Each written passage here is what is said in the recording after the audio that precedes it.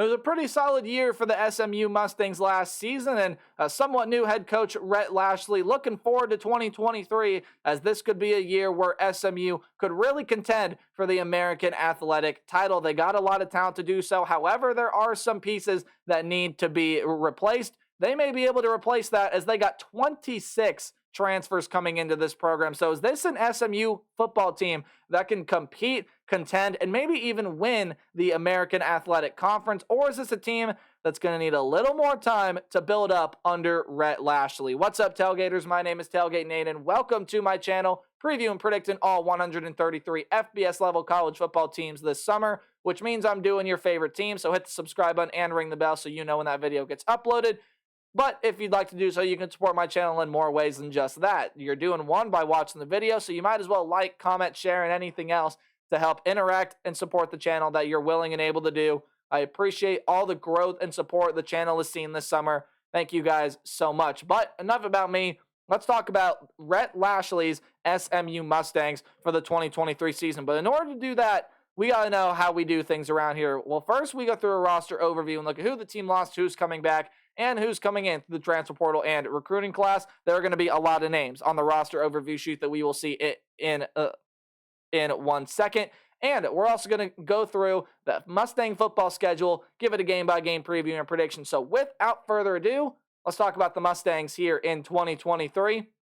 Again, as we continue with American Athletic predictions. In the quarterback room, you do lose Tanner Mordecai, 3,524 yards, 33 touchdowns, 10 interceptions for him last season on 65% completion percentage. He is transferred over to the Wisconsin Badgers to be Luke Fickell's quarterback over there in Madison. So I hear you asking, losing a good player like Tanner Mordecai, while I don't think any of these guys are going to be able to quite live up to his playing style and his numbers, there are still some solid options in this quarterback room, as Preston Stone and Kevin Jennings return to this team. Each did have passing experience last season. Stone 388 yards, Jennings 205 yards. I believe Stone is the better quarterback of the two in terms of last season. He has 46 passes more experience. That's just 26 passes more experience. That's just the production from last season, not for their entire career. But I do believe Preston Stone, the better of the two, will get that starting nod.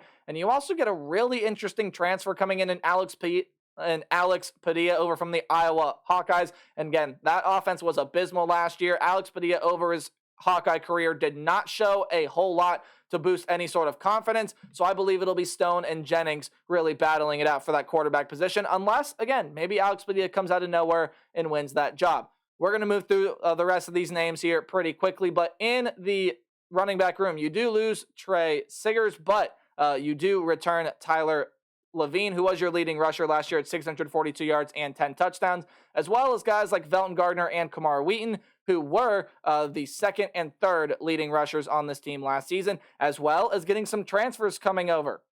Jalen Knighton is a former four-star out of high school that is coming over by way of Miami, and LJ Johnson is a four-star transfer coming over by way of Texas A&M. So, pretty solid running back room for this team. In the wide receiver room, you lose a heck of a player in Rashee Rice. Had 1,355 yards on 96 catches, 10 touchdowns last season. He'll be deeply missed by this SMU attack. And you also are going to lose Dylan Goffney as well, who was the team's fourth leading receiver last season. Who do you return? Well, your second and third leading receivers are back. That's Jordan Curley and Moochie Dixon. Roderick Daniels and Jake Bailey going to be some other solid weapons that return for this team, as well as getting, again, some more talented transfers coming in. Keyshawn Smith, the three-star transfer wide receiver coming over from Miami. And you also get transfer coming over from TCU, a four-star transfer, very nearly a five-star out of high school in Jordan Hudson. Tight end room, you do lose Ben Redding, but your leading receiver among tight ends last year was RJ Maryland.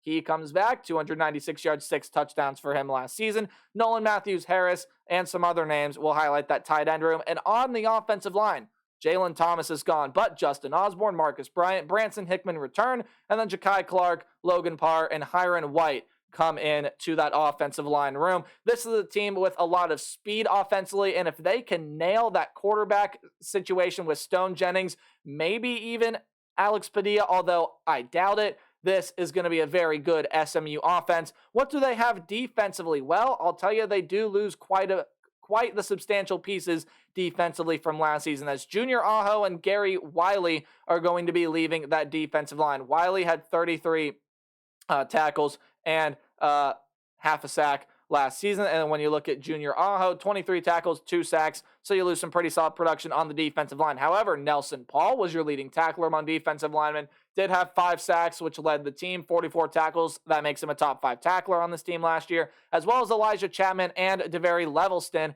that comes back. And wouldn't you know it, more transfers come in to this program, and some pretty solid ones here at that as well.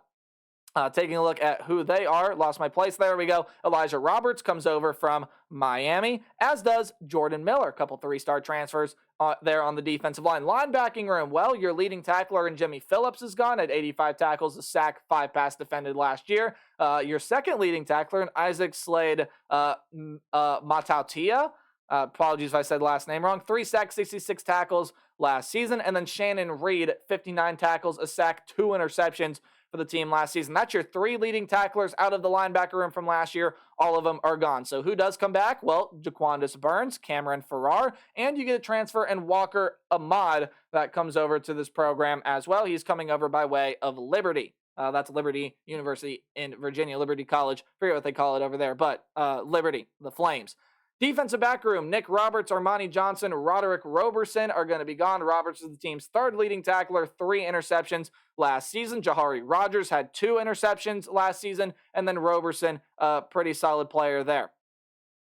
Oh, sorry, I was reading the wrong line there. Jahari Rogers does come back, but speaking of Armani Johnson, 37 tackles, 4 passes defended. When you look at who comes back, Brandon Crossy, Brian Massey, and then the aforementioned Jahari Rogers does return to this team, had 3 pass defended, 2 interceptions to his name last season, as well as some transfers in Charles Woods and Jonathan McGill as well. Your head coach is Rhett Lashlee, offensive coordinator Casey Woods. Your defensive coordinator is Scott Simons, as we take a look at the Mustang football schedule for 2023. Hey, any game at home is going to be underlined, and any game on the road will be in italics or that slanted text. Any game you see in green is a game I think SMU is going to win pretty easily. Any game in yellow is a game where the other team will put up a fight, or maybe it's a close back and forth game, but I still think SMU is going to be able to win, and red is a loss. Louisiana Tech, haven't really spoke much about them, given that some other teams that I've already previewed have played them, but that is a team that I have forgone to mention, has got some pretty good talent coming in, and I think could be a pretty solid team in the ranks of Conference USA this season. However, I do not think they are up to standard of the SMU Mustangs. This Mustang team has a lot of speed on it, has a lot of depth with what you see coming in through the transfer portal. Again, this is the game where maybe you try to find out that quarterback situation, but I think SMU wins nonetheless. I do think they lose to Oklahoma. While Oklahoma has a lot of questions defensively, and this SMU offense absolutely can make it pay. There's a lot of talent on this SMU offense.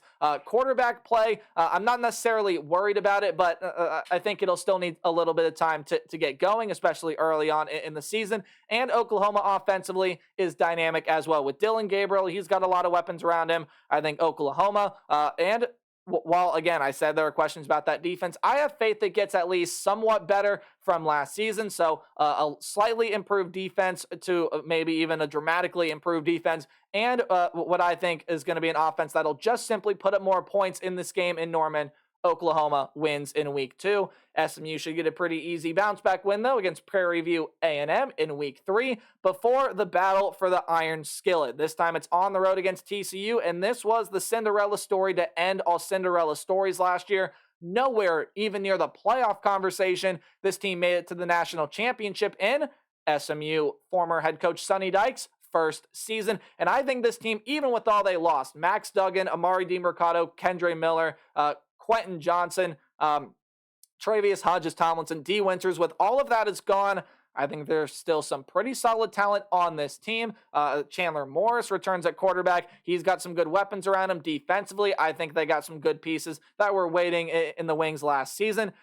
And I think TCU is going to barely squeak out the win here against SMU in the battle for the Iron Skillet. Make no mistake, SMU, don't be surprised if they win this game. This is a very talented Mustang team, but I do believe that TCU will walk away victorious at the end of the day. So then you get into American Athletic Conference play, and by this point, quarterback play should be down for SMU. Again, it's not a huge concern to me. I think they have some pretty solid options in the room, but I think at this point in the season, they're starting to find their groove with the wide receivers and maybe even that running back room as well. Charlotte's the team I just don't think is going to be very good, and in fact, I think they're going to be pretty bad this season. Should be an easy win for SMU. Before your bye week, then you got to go on the road. I believe this is a Thursday night game as well, going to be played against East Carolina. Now, the Pirates are a very interesting team this season. I think they have some good talent in order to be competitive in the American Athletic Conference this year. But man, is it going to be a new-look team. While you do have some good pieces returning, a lot leaves that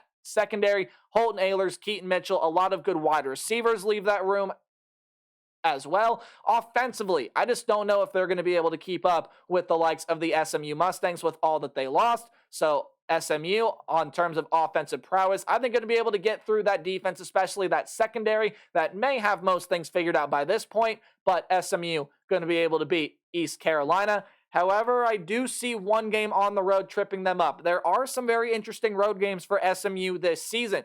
East Carolina, Temple, Rice, very interesting road games for the Mustangs this season, and I think one of those three teams trips them up, and I have it being Temple. I think that the Owls are going to be a pretty solid football team this year. If you didn't watch E.J. Warner last season, you missed out. He was excellent as I believe a true freshman, if not a redshirt freshman last season, and that's a Temple team returning a lot offensively, and while the defense and offensive line have to get better, I believe that they have enough pieces to be able to contend with the SMU Mustangs, be able to pull off the win. That is what I see happening here against the Temple Owls. SMU picks up their third loss of the season, but they should bounce back nicely with a win against Tulsa. Tulsa's the team with Kevin Wilson coming in at head coach that I'm not really sure what to make of. I think they got some solid pieces. They got some holes to fill. That's going to be a team I'm going to be really, really interested to watch this season, but I think SMU is going to be able to edge them out at home. And then again, another road game that I think, definitely could be able to slip up SMU. It's the Rice Owls, another team coming over from Conference USA, much like the likes of Charlotte and another team that you'll see on the schedule just a game later that we'll talk about here in a little bit. But Rice, look, JT Daniels coming in at quarterback. No, he hasn't lived up to the expectation yet, but that's going to be a pretty solid offense there in Rice. Defense is the concern with me for that Rice Owls team, though, and I do not think they have enough defensive talent to keep up with the speed and athleticism that SMU brings to the table this season. So I think that is a win for SMU on the road. I also think they're going to beat North Texas. I think this team has enough defensive pieces to be able to keep up with a North Texas rushing attack that should be second to none in the American Athletic. That was an offensive line that I believe was pretty good last season as well. Now, Austin Awney is leaving that program, so you do get a new quarterback taking over that offense, as well as a new head coach, and it's a team joining a new conference. So it could take a lot of adjusting to do for North Texas this season, but I still think it's going to be a pretty solid football team. However, SMU, just a little too much, and they win that game. I think Memphis is going to get their revenge against SMU this season. I think Memphis, a very, very talented team. We just did them earlier today, I believe, is when this video would go up. But when you take a look at the Memphis Tigers, look, Seth Hennigan has a lot of weapons, around him. That's another team that really dug into the transfer portal as well. I like what Memphis has. I think this is a team that's going to be able to compete with SMU this season. I think Memphis pulls off that win there as SMU loses a tough road game to the Memphis Tigers, but they should bounce back nicely in the last game of the season against Navy. While I see that team improving in American play this year, definitely not a team that's ready to compete with the likes of Memphis, SMU, even Tulane, and a American newcomer in UTSA as well. So all in all, I got 8-4 for the SMU Mustangs. 9-3 would not shock me either. But again, I do think you lose one of those tricky road games, East Carolina, Temple, Rice. I think there's a team that trips you up here that you might not be expecting. But again, 9-3 would not surprise me. So I think Rhett Lashlee's team is ready to compete for an American Athletic title this year and in the coming years as well. So guys, that'll do it for talk on the Mustangs. Let me know your thoughts in the comment section below. And as always, remember to play hard but tailgate harder. See all you guys in the next video. Goodbye.